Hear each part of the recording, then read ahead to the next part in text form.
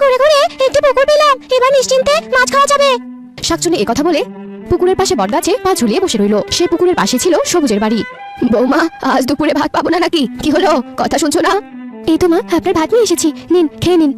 হ্যাঁ, তা তো খাবোই, না খেয়ে মরবো নাকি? তোমরা তো অবশ্য তাই চাও। কি হয়েছে মা, চেঁচামেচি করছো কেন? হ্যাঁ হ্যাঁ, আমার কথা তো এখন তোর কাছে চেঁচামেচি মনে হবে। বউয়ের প্রেমে ডুবে একেবারে হাবুডুবু খাচ্ছিস, আর মায়ের কথা ভুলে গেছিস, তাই না? কি সব যাতা বলছো মা? তোমার কি মাথা ঠিক আছে? আমি জানি তুমি মায়াকে পছন্দ করো না, তাই বলে দিনরাত ওকে এভাবে কথা শোনাবে? তুমি আবার কি শুরু করলে?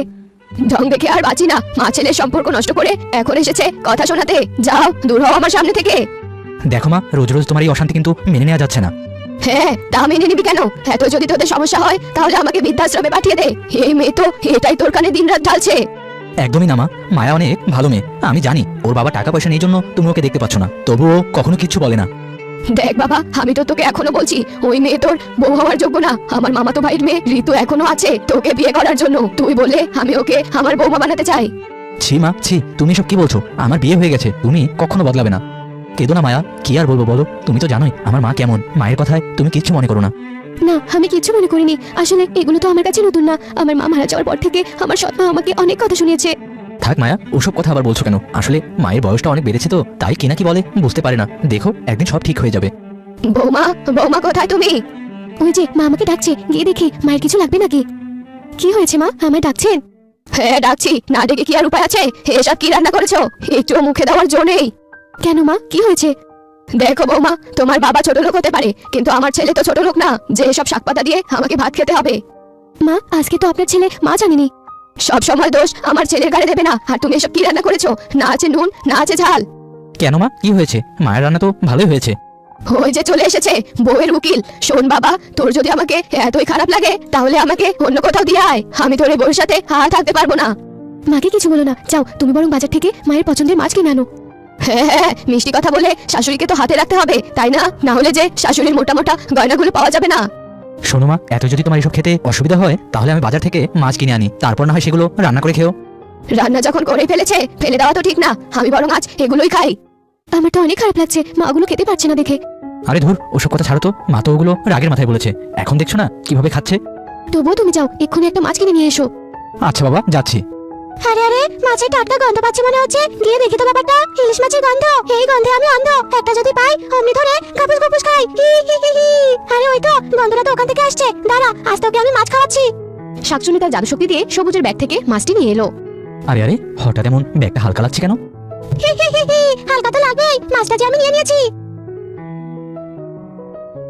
দেখবে মা, বাজার থেকে আজ কত সুন্দর টাকা একটা ইলিশ এনেছি। তাই নাকি বাবা? তাহলে তো ভালোই। তোর বউকে বল ভালোভাবে রান্না করতে।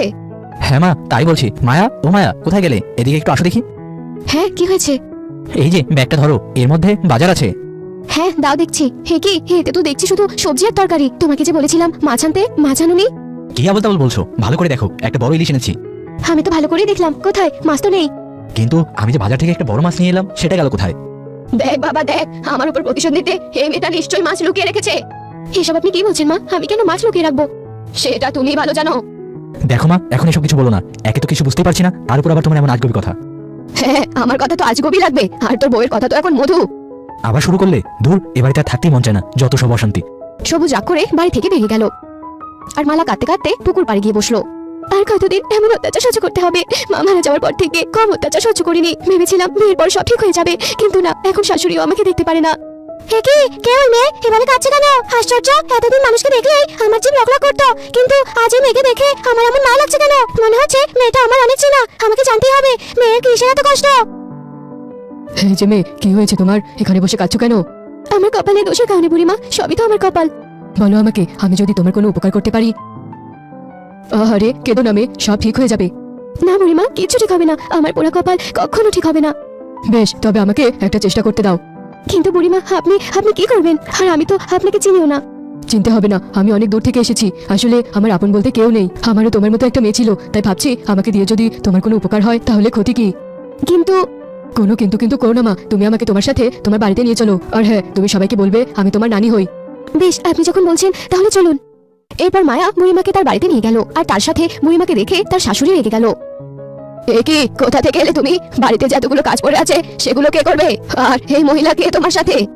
মা, উনি আমার নানি হন। অনেকদিন পর নানিকে দেখে আসলে একটু গল্প করছিলাম আর কি। তোমার নানি কই? আগে তো ওনার কথা শুনিনি, এখন আবার উনি কোথা থেকে উদয় হলো? মা, ওকে কিছু বলবেন না। ও তো জানতো না যে আমি আসবো, তাইও আপনাদেরকে কিছু বলতে পারিনি। আসলে আমার মেয়ে তো অনেক আগে মারা গেছে, আমার আর আপন বলতে কেউ নেই। তাই ভাবলাম কবে না কবে মরে যাই, তাই নাতনিকে একবার দেখে আসি। ও আচ্ছা, এসেছেন যখন তাহলে একবেলা খেয়ে দিয়ে বিদে হন। কিন্তু আমি যে কাজে এসেছি তা তো একদিনে হবে না। কাজ? কিসের কাজ? বললাম না আমার আপন বলতে কেউ নেই, তাই আমার গয়নাগাটি, জায়গা সবকিছু আমার নাতনিকেই দেবো। আর তাই তো আমি এখানে এসেছি। জায়গা জমি গয়নাগাটি কি হলো বৌমা? তোমার নানিকে ওখানে দাঁড় করিয়ে রেখেছো কেন? ভেতরে নিয়ে এসো। আসুন মা, আমার কথা কিছু মনে করবেন না। আসলে আমি আমার বৌমাকে অনেক ভালোবাসি। কি বৌমা, তাই না? হ্যাঁ মা, তাই তো। যাও মা, তুমি বরং ভেতরে গিয়ে তোমার নানির সাথে কথা বলো। আমি রান্নাঘরের কাজগুলো সেরে নিচ্ছি। কিন্তু মা। কোনো কিন্তু কিন্তু করো না তো। যাও, নানিকে ভেতরে নিয়ে যাও। এই বলে মায়া ঘরে চলে গেল। দেখলে তো মা, তোমার শাশুড়ি কেমন বদলে গেল। হ্যাঁ, তাই তো দেখছি। সবই লোভ।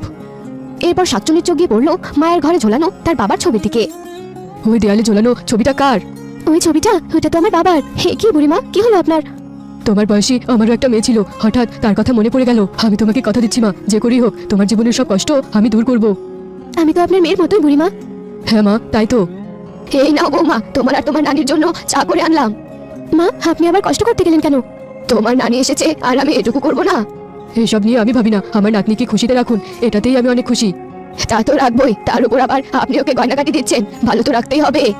কি বললেন? না না, কিছু না। আর মায়াও নিজের ঘরে চলে যায়।